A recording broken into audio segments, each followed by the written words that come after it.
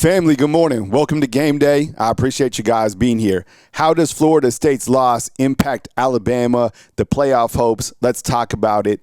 Look, Florida State lost last night to Virginia. Did you watch this game? I'm sure you did. I'm sure you're wondering, does that mean that it hurts Alabama? Does it help Alabama? Well, I want to explain my take on college football and the latest, right? Fam, good morning. Welcome to College Football Game Day. I appreciate you guys being here. How does Florida State's loss impact Alabama? Let's discuss it. So right now inside the comment box, as I give you my take, let me ask you, was last night's win by Virginia good or bad for Alabama? So Florida State now loses, right? That's their first loss on the season. And you got to wonder, you're like, oh, man, does that mean that Virginia's better than Alabama? Let me walk you off the ledge, okay? Let me provide the good and the bad, all right? So, look, Florida State, did they have rat poison? I don't know. Maybe. They're a dangerous team that can score in a hurry, right? It didn't take them long to put 2 touchdowns on the board. We saw how dangerous Tommy Castellanos is. But Virginia, man, they ran the football well. Their quarterback, how many interceptions did he throw? I don't know. Is Virginia a top 25 type team? It didn't look like it to me. But as I continue to explain, it's any given Saturday now in college football. Now, I think Florida State is a better team than Virginia overall, but they didn't play better last night. So how does it impact Alabama? Well, to be honest, I don't really think it does, because Alabama controls its own destiny because they're in a completely different conference, meaning that Alabama, if they take care of business tonight, it erases that week 1 loss to Florida State. It really does, because the SEC will get 4 teams in. I don't really care what's going on in the ACC. When you look at the SEC, and if you're an Alabama fan, you just have to win, okay? And if they lose tonight, it still doesn't knock them out. Now, it would have helped if you lose tonight and Florida State won, then you have 2 losses to 2 top 10 teams. All that stuff doesn't matter. What matters now is beating Georgia. What matters now is beating Vanderbilt, Missouri. And because the SEC is so weighted with strength, you're going to be able to stick around in the playoff discussion as long as you're in that top 4. Okay, so as I continue to say, a win or a loss doesn't define Alabama's season or dictate where they are in the playoffs after tonight. Okay, I've already explained. Vanderbilt, if they beat Utah State, they will be 5-0 next weekend.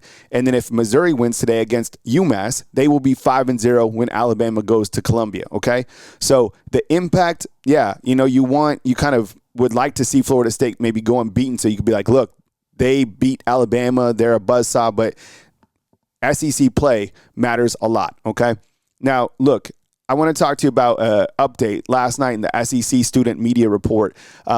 It was released that Jalen Hell would not be able to play today. We don't understand why he's not being able to play. Really no detail on that other than he's not playing. And to be honest, look, the other wide receivers on this team have been able to step up and be kind of those rideouts. So when you look to Jeremy Bernard, when you look to Ryan Williams, when you look to Isaiah Horton, when you look to Lottie Brooks, right?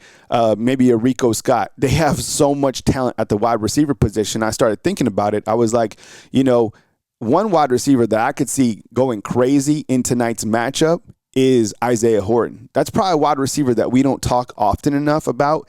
And I think that, he does have 2 touchdown receptions, but I think he causes mismatches in a game like this. I watched 17 from Tennessee do work against Georgia. And I think if Ty is in a clean pocket, he can be able to find Isaiah Horton over the middle of the field. So I have to ask you, and I wanted to show you guys, okay, this is the parlay that I have right now on Sleeper. And if you use the promo code, which is tailgate, you get a $100 match up to $100. Okay, so use the promo code tailgate. Terms and conditions apply. Download the app and you can make picks. So here are my picks.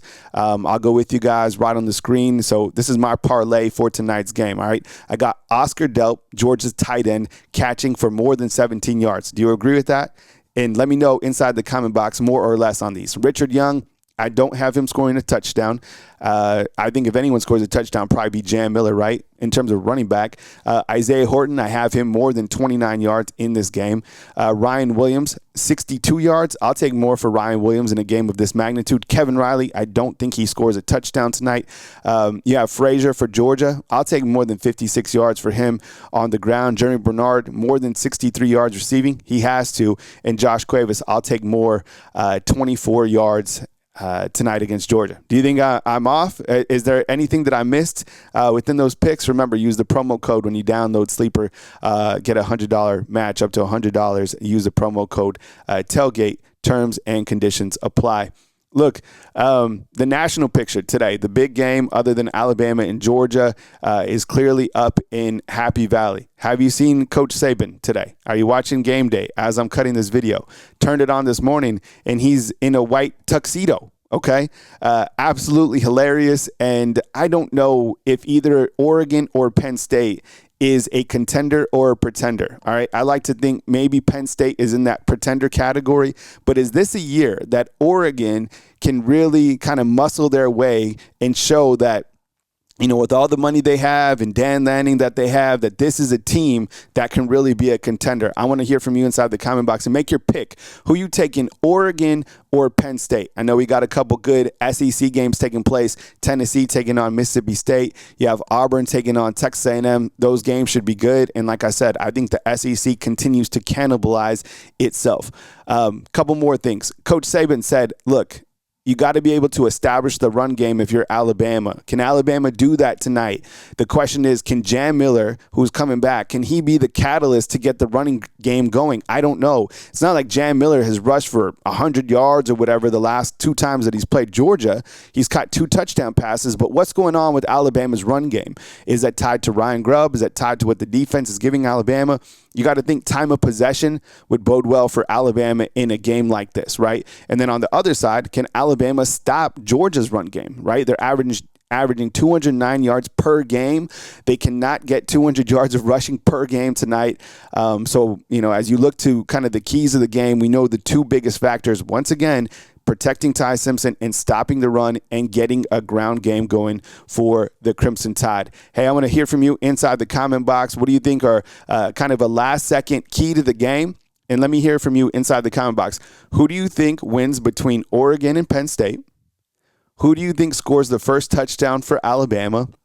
And do you think that there will be more than 50 points in this game between Alabama and Georgia tonight? Remember, I got the watch along that will be about 10 minutes before the game tonight, and then I got my post-game reaction show, which will be right after. So the news don't stop right here on Bama Football on YouTube. I hope you're having game day. I hope you're having some coffee, some breakfast, and I hope you're getting ready for a great weekend of college football. I appreciate you guys for always being here. Run the thumbs up on this video, and as news drops, I got you covered right here on Bama Football on YouTube. See you, fam.